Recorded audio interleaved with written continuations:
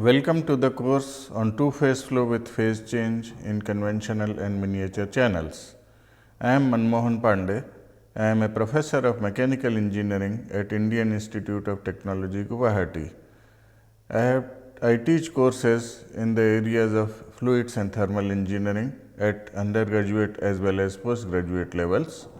My research interests are in two-phase flow instabilities and flow boiling, and its applications in conventional as well as miniature channels. There are many applications of two-phase flow. For example, large steam generators, as you can see in this picture, or air conditioners, or small systems like heat pipes. Here you see picture of some heat pipes, and very small systems also like a miniature loop heat pipe. This is a heat pipe which has been fabricated by my student. Okay. This course will be useful for undergraduate final year students and postgraduate students in mechanical engineering and chemical engineering, and also for engineers in the industry and R&D labs. The course is on two-phase flow with phase change in conventional and miniature channels. Two-phase flow means two phases flowing together in a pipe or a channel. For example, liquid and gas, or liquid and solid, or gas and solid. In this course, we will focus on liquid and gas flow. Then there is a possibility of phase change. If it is a single component and its liquid and vapor are flowing together, then the liquid and vapor can get converted into each other. For example, steam water flow. If they are two different components, for example, air and water, then there is no change of phase. In this course, we will consider two-phase flow with phase change. Then there are channels of different sizes. Conventional channels will typically have hydraulic diameter of a few centimeters. Miniature channels will have hydraulic diameters of a few millimeters or a few hundred microns. And there are differences in the flow physics in conventional and miniature channels, and that is why we have to give special attention to miniature channels. For example, the effect of surface tension is not significant in conventional channels, but it becomes significant in miniature channels. In two-phase flow, there are many possible flow regimes as opposed to single phase flow, in which there are only two flow regimes, laminar flow and turbulent flow. In between there is a transition regime, and then there is only one parameter, Reynolds number, which we need to evaluate to predict whether it will be laminar flow or turbulent flow or transition.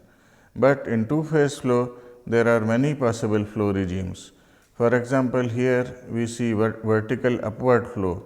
This is bubbly flow in which there are small bubbles. The gas is in the form of small bubbles. This is called slug flow, in which the gas bubbles are large. Then this one is called churn flow. Then there is wispy annular flow, and then there are different flow regimes in horizontal flow. The flow regimes depend on many parameters: the mass fraction of the liquid and vapor, the pressure, the velocity, mass flow rate, and many other parameters. So, two-phase flow is much more complicated compared to single-phase flow. And then when there is phase change, then there is added complexity because of the mass exchange between the phases. Here the lower picture is a photograph taken in our lab. Here there is a small channel of square cross section, and water is flowing through it, and it is heated, and water boils. Small bubbles are generated near the inlet, and then as you go downstream, you get larger bubbles, and then there is change in flow pattern. In this course, there will be two parts of the course. In the first part, we will discuss one-dimensional two-phase flow models. First, the notation will be introduced, Then two-phase flow regimes and flow regime maps will be discussed. Then after that we will discuss two-phase flow models, homogeneous model, separated flow model and drift flux model. After that, in the second part, we will study how to predict pressure drop for two-phase flow. So first we will discuss the pressure drop modeling using homogeneous models, separated flow model and drift flux model. Then we will discuss how to calculate pressure drop for conventional channels, and then how to calculate pressure drop for miniature channels. The suggested books are, the first one is by Collier and Thom, Convective Boiling and Condensation. Then there is a classic book by G.B. Wallis, One-Dimensional Two-Phase Flow. Then there is a recent book by Ghiassian, Two-Phase Flow, Boiling and Condensation in Conventional and Miniature Systems. In this course, assignments will be given which will have 25% weightage, and then there will be an optional examination which will have 75% weightage. Thank you.